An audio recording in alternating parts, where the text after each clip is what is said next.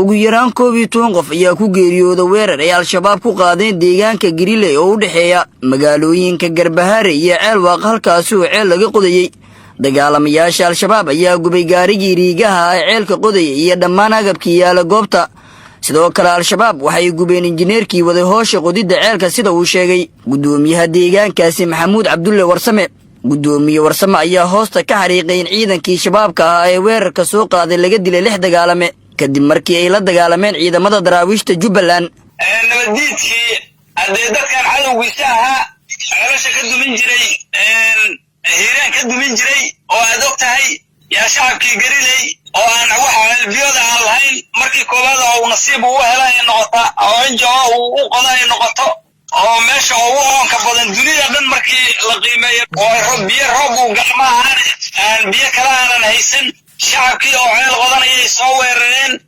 ciidan yar baa la joogay ciidankii asaga ahaa waxa u dhawaa ciidamada daraawiishta Jubbaland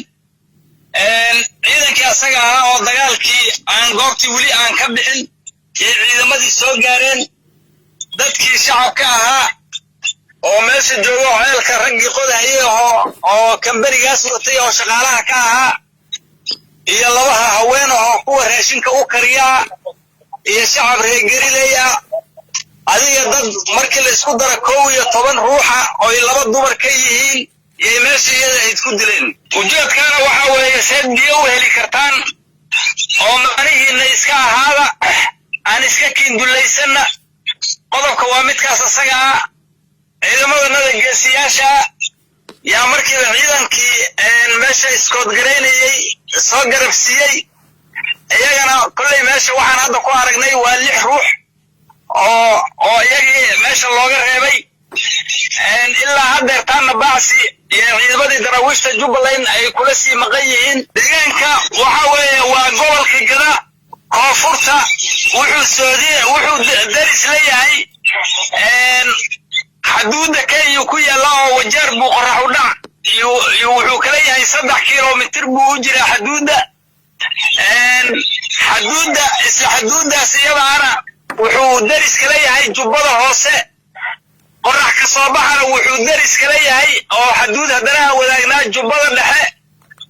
gobol ahaan waxa ka tirsanahay gobolka Gada haddana waxaan hoosagnaa amaan ahaan waxaan hoosagnaa Ceelwaaq waxaan hay daraawiishtii iyo maamulkii Jubbaland wasiirka amniga gudaha xukuumadda Soomaaliya Maxamed Axmed Sheekh Cali Doodishe oo dhacdadan ka hadlay ayaa carabka ku balaariyay saad ogtiin saakay deegaanka Gariley ee gobolka Gedo waxa lagu weeraray ceel la qodaayay oo bulshadiisa abaabushay ay qodanaysay riigii calka oo dad private iska lahayn shacab ah waa la gubay 12 qofna meesha lagu laayay waxa la mid ah wixii ka dhacay baxdo waxa la mid ah wixii ka dhacay deegaanada Galmudug iyo Hirshabeelle oo ogtihiin baabuurtii raashinka waday in la gubay dadkii oo isugu jireen waayeel iyo ilmo iyo carruur in la laayay deegaanka Gariley ayaa waxa ku nool 3500 oo qoys ah kuwaas oo wajahaya dhibaatooyin dhinaca nolosha sida ay goobjoogayaal ay sheegeen lama oga ilaa ay hadda sababta keentay in dagaalamayaasha al-shabaab ay gubaan